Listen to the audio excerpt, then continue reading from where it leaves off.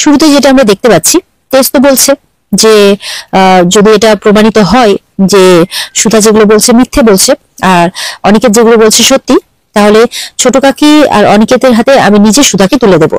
এরপর তো এই কথা শুনে সবাই অবাক হয়ে যায়, বিশেষ করে সুধা। তখন অনিকেতের মা বলছে যে আমি তোমার মুখের কথা বিশ্বাস করতে পারছি না তেজ, আমাকে প্রমাণ দিতে হবে। তখন বলে কি প্রমাণ চান বলুন। তখন বলছে পরশু দিনটা খুব ভালো আমার ছেলের জন্য, তো পরশুদিন যদি তুমি সুধার সাথে আমার ছেলের বিয়ের ব্যবস্থা করো তাহলে আমি মানবো। তখন তেজ বলে ঠিক আছে তাই হবে। আর এটা শুনে তো বাড়ির সবাই আরো বেশি করে অবাক হয়ে যায়। এরপরে তেজ বলে চলুন আমার সাথে, দিয়ে তেজকে মানে তেজ সুধাকে হাত ধরে নিজের ঘরে নিয়ে যায়। এদিকে নিজের ঘরে নিয়ে আসতে দরজা লাগিয়ে দেয়। সুধা বলছে প্লিজ আপনি এমনটা করবেন না, ওই ওই শয়তানটার মতো পাশবিক নির্দয় লোক আর কেউ নেই, ওই আমাকে মোটেও ভালোবাসে না, আমার সাথে আবারও সে অশান্তি করবে। ব্যাঙ্গালোরে তো আপনি সার্থক চ্যাটার্জির হাত থেকে আমাকে বাঁচিয়েছিলেন, আপনাকে তো আমি সবটা বলেছি, আপনার কাছ থেকে তো আমি কোনো কিছু আড়াল করিনি, প্লিজ আপনি আমার সাথে এরকমটা করবেন না, হাত জোর করে তেজকে বলছে। তেজ কিন্তু চুপচাপ বসে আছে, এখনো পর্যন্ত কিছু বলেনি। সুধা বলছে দেখুন আপনি এরকমটা করবেন না, আমি তো বলছি যে আমি সমস্ত প্রমাণ এনে দেবো। তখন এবার তেজ কিন্তু রেগে গেছে, বলে চুপ করুন, একদম চুপ করুন, একটাও কথা বলবেন না। কেন আপনি বলতে পারেননি এটা যে অনিকেতই সার্থক? বললে তো এত কিছু ঝামেলাই হতো না। এখন আপনি আজ বলছেন যে ও পাশবিক ও নির্দয়, কিন্তু এতদিন তো সুযোগ ছিল আপনার কাছে ওর সত্যিটা প্রমাণ করার। সার্থক চ্যাটার্জি আপনার চোখের সামনে ঘুরে বেরিয়েছে, কিন্তু আপনি আপনি আমাকে তাও একবারও বলেননি। আপনি তো প্রথম দিনই এসে বলে দিতে পারতেন যে এই অনিকেতই হচ্ছে সার্থক চ্যাটার্জি, কিন্তু আপনি বলেননি। বলুন কেন বলেননি? আপনি কেন ওকে আপনি এত কিছু করার সুযোগ করে দিয়েছেন? বলুন আপনি আমাকে। তেজ বলছে আপনি কি করে এমনটা করতে পারলেন, কেন বললেন না বলুন। সুধা বলছে আমি কি করে আপনাকে বলবো বলুন তো, আমি হসপিটালে আপনাকে বলার চেষ্টা করেছি যে এই আপনাকে বাঁচাতে পারে না, এই আপনাকে মারতে চেয়েছে, কিন্তু আপনি ততবারই আমার কথা শুনতে চাননি। আপনি তো তখন আপনার ভাই ভাই করছিলেন, আপনার ভাইয়ের বিরুদ্ধে তখন আপনি একটাও কোনো কথা শুনবেন না। আমি বারবার আপনাকে বলার চেষ্টা করেছি যে ও আপনার ক্ষতি করতে চেয়েছে, আপনার শুধু না আপনার আমার এই পুরো পরিবারেরও ক্ষতি করতে চেয়েছে। আর এই যে স্মৃতি হারানো, সবটা ওর প্ল্যান, ও প্ল্যান করে এই বাড়িতে এসেছে। আমার ডিভোর্স সার্টিফিকেটটা সরিয়ে নেওয়া, আপনার অ্যাক্সিডেন্ট, আপনাকে বাঁচানো, এই সবটা ওর নাটক সব। আর এই যে আজকে ওর মাকে ডেকে আনা, এটা ওর প্ল্যানেরই একটা অংশ মাত্র। আর আমার জেঠিমাকে বৌদিকে ও টাকা দিয়ে কিনে নিয়েছে। আমরা তো গরিব, তাই জেঠি টাকার কাছে হার মেনে গেছে। আর ফন্টের সাথে বিয়ে দেওয়ার পর থেকে জেঠি আমার উপরে রেগে আছে, তাই সেই রাগটা এতটা পরিমাণে বেড়ে গেছে যে জেঠি এখন যে কোনো কিছু করতে পারে আমার উপর প্রতিশোধ নেওয়ার জন্য। যেটি বুঝতে পারছে না যে সার্থকের পক্ষ নিয়ে কত বড় অন্যায় করেছে, এরকম ভাবে বোঝাচ্ছে তেজকে। আর আপনিও সেই অন্যায়ের পক্ষ নিলেন। আমি আপনাকে ভগবানের আসনে বসিয়েছি, আপনার থেকে বেশি বিশ্বাস আমি পৃথিবীতে আর কাউকে করিনি, আর আপনি সেই বিশ্বাসটা আমার উপরে রাখতে পারলেন না, এরকম ভাবে বলছে তেজকে আর কি। তেজ চুপ করে দাঁড়িয়ে সবটা শুনছে। সুধা বলছে আপনি নিজের স্ত্রীকে অন্যের হাতে তুলে দিচ্ছেন। তখন তেজ বলছে কিসের স্ত্রী? সেই স্ত্রী হওয়ার জায়গাটাতেই এখন প্রশ্ন চিহ্ন লেগে গেছে। আপনি সার্থককে ভুল প্রমাণ করতে পারবেন বলুন? এরকম কোনো প্রমাণ আনতে পারবেন যেটাতে আমি দেখাতে পারবো সবাইকে যে আপনি সার্থকের নন, আমার স্ত্রী? বলুন পারবেন? চিৎকার করে বলছে মানে তেজ আর কি। সুধা বলছে এই কাগজের টুকরোটা আপনার কাছে আজকে এত দামি, ঠিক আছে আমি কোর্টে অ্যাপিল করব, করলে আমি ওখান থেকে প্রমাণটা পেয়ে যাব, কিন্তু তার জন্য তো একটু সময় লাগবে। সেই সময়টা তো আপনি আমাকে দিতে রাজি নন। আপনি তো এখনো পর্যন্ত মানে নিজের ভাইয়েরই পক্ষ নিয়ে যাচ্ছেন। আপনার ভাইয়ের কাছে আপনার স্ত্রীর তো কোনো দামই নেই, উনি একটা পণ্যের মতো আমাকে অন্যের হাতে তুলে দিতে রাজি হয়ে গেলেন, তাতে আপনার একটুও বাঁধলো না। এরপরে তেজ সুধার কাছে যায়। সুধা বলছে আমি আপনাকে বিশ্বাস করতাম, আমি ভাবতাম যে আপনি আমাকে বিশ্বাস করেন, কিন্তু দেখছি না আমি ভুল ভাবতাম। আপনি আমার বিশ্বাস ভরসা সব ভেঙে দিয়েছেন। আপনিও অন্যান্য পুরুষ মানুষের মতোই এক, নিজের স্ত্রীকে অবিশ্বাস করতে জানেন আর ভুল বুঝতে জানেন। বলছে যে আমি কিছুতেই আপনার সিদ্ধান্ত মেনে নেব না। তখন তেজ বলছে ঠিক আছে চলে যান, তাহলে যান, অনিকেত আর আমার ছোট কাকির সাথে চলে যান। সুধা তো অবাক হচ্ছে তেজের কথা শুনে। তেজ তখন সুধার হাতটা ধরে বিছানাতে বসায়। তেজ বলছে যে সার্থক এত সুন্দর করে অ্যাক্সিডেন্ট প্ল্যান করে এত সবকিছু করলো, আপনার বাড়ির লোককে টাকা দিয়ে কিনে নিল, আপনার বাড়ির লোক আপনার বিরুদ্ধে চলে গেল। আপনার কি মনে হয় যে এত কিছু করতে পারে? আপনি যখন কোর্টে অ্যাপিল করে সার্টিফিকেটটা বের করে আনবেন, তাতে কি সার্থক কোনো বাধা দেবে না? আপনি এত সহজে পেরে যাবেন সেটা? পারবেন না। সুধা অবাক হয়ে তেজের কথাগুলো শুনছে।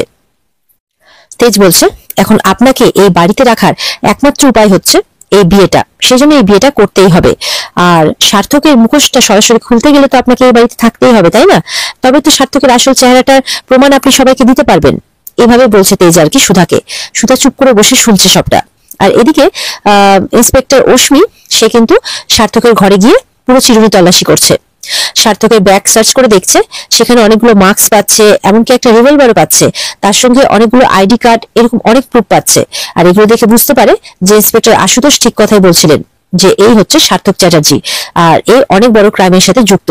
এরপরে ওই যেটা রাখা আছে ট্র্যাকার কানে লাগানো আছে যেটা, সেটাতে শুনতে পাচ্ছে যে সার্থক চলে আসছে রুমে তার মা আর ইমনকে নিয়ে। তখন কি করে, সমস্ত প্রমাণগুলো আবার সব জায়গা মতো ঢুকিয়ে ইন্সপেক্টর রশ্মি লুকিয়ে পড়ে সেই ঘরেই। ইমন সার্থকের মা আর সার্থক রুমে এসছে। ইমন বলছে, বাহ কি সুন্দর প্ল্যান তোমার সার্থক। সার্থকের মা বলছে, এবার আমাকে যতগুলো অপমান করেছে সব আমি সুদে আসলে ফেরত দেবো, আর নিজের অধিকারটাও খুব ভালো করে বুঝে নেবো আমি, এমনটাই বলছে। আর ইন্সপেক্টর রশ্মি কিন্তু সবটাই শুনছে আড়াল থেকে। সার্থক বলছে, শুধু শুধুই নয়, তেজ বসু মল্লিকের কাছ থেকে সবকিছু আমি কাড়িয়ে নেবো, ওর প্রপার্টি, ওর বিজনেস, ওর ফ্যামিলি, সবকিছু। একদিন আমি সব অধিকার ছেড়ে দিয়ে সার্থক চ্যাটার্জি হয়েছিলাম, আর আজকে অনিকেত বসু মল্লিক হয়ে আবার আমি ওর কাছ থেকে সমস্ত অধিকার কেড়ে নেবো। ইমন বলছে, সুধাকেও তেজের জীবন থেকে সরাতে হবে সার্থক, তাহলে তেজ শুধুমাত্র আমার হবে, মানে সবাই নিজের নিজের ধান্দাতে একদম ঠিক আছে। এদিকে ইমন তো এই কথাগুলো বলে বেরিয়ে যায়। তখন সার্থক বলছে, এই মেয়েটা একদম ইডিয়েট, কারণ সার্থকের মা ইমনের উপরে রেগে গেছে। তখন বলছে, চিন্তা করো না, আমি এত সহজে তেজকে ছেড়ে দেবো নাকি। তারপর ব্যাগ থেকে বন্দুকটা বের করে বলে, ছোটবেলায় যে কাজটা আমি অসম্পূর্ণ রেখেছিলাম সেটা আমি পরিপূর্ণ করেই ছাড়বো মা, তেজকে আমি একদম শেষ করে ফেলবো। আর এদিকে দেখা যাচ্ছে ইমন তেজের ঘরের বাইরে গিয়ে আড়ি পাচ্ছে, আর ওদিকে ইন্সপেক্টর রশ্মির মানে অন্য জায়গায় সরতে গিয়ে একটা কিছুতে আওয়াজ হয়ে যায় আর কি, সেই আওয়াজটা সার্থককে শুনে ফেলে আর কে কে বলতে থাকে। তেজ সুধাকে বলছে, আপনি আমাকে বিশ্বাস করেন তো। সুধা তেজের হাত ধরে বলছে, নিজের থেকেও বেশি। বলে, ব্যাস তাহলে তো হয়ে গেল, এরপর থেকে আমি যেমনটা বলবো আপনি ঠিক তেমনটাই করবেন। আর দেখবেন এই সার্থক অনেকের যেই হোক না কেন, স্বয়ং ভগবানও আপনাকে আমার কাছ থেকে কেড়ে নিতে পারবে না, এমনটাই বলছে তেজ সুধাকে। এতদিন তো খেলাটা খেলছিল সার্থক চ্যাটার্জি, এবার খেলাটা খেলবে তেজ বসু মল্লিক। তেজ যখন সুধাকে নিয়ে বেরোচ্ছে তখন দেখছে দরজার বাইরে ইমন আড়ি পাচ্ছে। ইমন তো ধরা পড়ে যায়। সুধা মনে মনে বলছে, তার মানে ইমন ম্যাডাম আমাদের ঘরের বাইরে আড়ি পাচ্ছিলেন।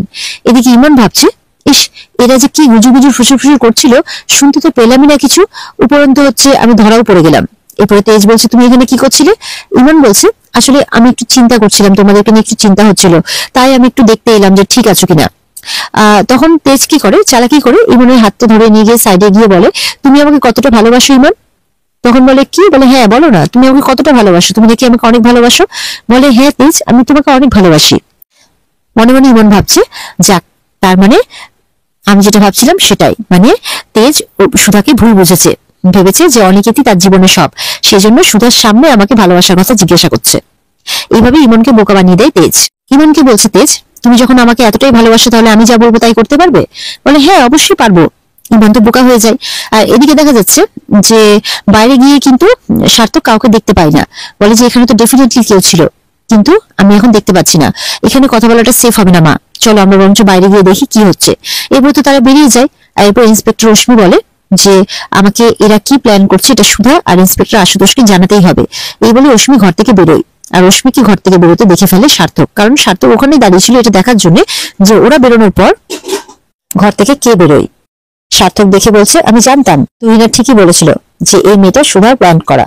সার্থক এবার প্ল্যান করে যে এই মেয়েটা তো তার উপরে নজর রাখছে, তাহলে এই মেয়েটাকে রাস্তা থেকে এবার সরাতে হবে। এদিকে তো তেজের বাড়ির লোক খুব চিন্তা করছে। ঠামি বলছে, আমি এতদিন ছিলাম না, তার মধ্যে এই সমস্ত ঘটনা তোমরা ঘটিয়ে দিয়েছো।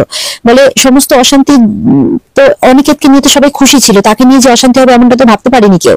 তখন ঠামি বলছে, এবার বুঝতে পারছো তো কেন আমি ওদেরকে এই বাড়ি থেকে বের করে দিয়েছিলাম, এবার ওরাই বাড়ি বয়ে এসে অশান্তি তুলে নিয়ে এসছে বাইরে থেকে। এরপরে তো সার্থকের মা এসে বলছে, আমার সার্থকের স্ত্রীকে তেজ এইভাবে নিয়ে ঘরের দরজা বন্ধ করে দেবে, এটা তো আমি কিছুতেই সহ্য করতে পারবো না। তখন ঠামি বলছে, কি চাইছো কি তুমি, তোমার বলেইছে তো সার্থকের সাথে সুধার বিয়ে দেবে তেজ, তারপরে তুমি কেন এরকম কথাবার্তা বলছো, তুমি কি আবার আমার পরিবারটাকে ভাঙতে চাইছো। বলে, না মা, আমি বরঞ্চ পরিবারটাকে জোড়া লাগাতে চাইছি আর সবকিছু আবার আগের মতো করতে চাইছি। এরপরে তো তেজ চলে আসে নিচে। বলে, আপনি চিন্তা করবেন না কাকুই, সবকিছু ঠিক হবে। ঠামি বলছে, তুমি কি বলছো। তেজের মাও বলছে, তুই কি বলছিস বাবা, আমি জানি যে তোর মনের উপর দিয়ে কোন ঝড় বয়ে যাচ্ছে। বলে, চিন্তা করো না মা, আমি সুখী হব। বলে, এসব কি বলছিস তুই। বলে, হ্যাঁ, সুধা যেমন তার ভালোবাসা, হারানো ভালোবাসা তার স্বামীকে ফিরে পাবে আর সে সুখী হবে, তেমন আমিও তো আমার ভালোবাসা, মানে পুরনো ভালোবাসা ইমন, তাকে পেয়ে খুব সুখী হব। আর এটা শুনে তো বাড়ির লোক খুব অবাক হয়ে যায়। ঠামি বলছে, তুমি কি বলছো এসব দাদু ভাই। তেজ বলছে, হ্যাঁ দাদু ভাই বলে না যে তোমাকে সব থেকে বেশি ভালোবাসবে তাকেই তুমি জীবন সঙ্গী বানাবে। তো এদিকে অনিকেত তো সুধাকে খুব বেশি ভালোবাসে, আর এদিকে ইমনও আমাকে খুব ভালোবাসে। তো আমার মনে হয় আমরা একে অপরের সাথে খুব ভালোই থাকবো, ওদিকে সুধা ভালো থাকবে, এদিকে আমি ভালো থাকবো। তেজ বলছে যে আমার ছায়াও আমি আর সুধার উপরে পড়তে দেবো না, আমি চাই যে ওরা সুখী থাকুক এবার, সেই জন্য একই মণ্ডপে আমাদের সবাই বিয়ে হবে, ওদিকে সুধা আর অনিকেতের, এদিকে আমার আর ইমনের। তেজের মুখ থেকে কোনোদিন এরকম কথা শুনলে বাড়ির কেউ আশা করেনি, তারা তাই শুনে খুব অবাক হয়ে যায়। আর ইমন তো খুব খুশি হয়ে যায়, ওদিকে অনিকেত, তারা ভাবে যে তাদের প্ল্যানটা এবার সাকসেস হচ্ছে। আর এখানে আজকের পর্ব শেষ হয়ে যায়। তো বন্ধুরা, এই ছিল আজকের পর্বের রিভিউ। যদি ভালো লেগে থাকে তাহলে অবশ্যই পর্বকে লাইক, কমেন্ট আর সাবস্ক্রাইব করতে কিন্তু কেউ ভুলবে না। আর পর্বের বিস্তারিত দেখতে অবশ্যই তোমরা স্টার জলসার পর্দায় নজর রাখবে। তাহলে দেখা হচ্ছে আগামীকালকে নতুন পর্বের রিভিউ নিয়ে। ততক্ষণ সবাই ভালো থাকবে। টাটা।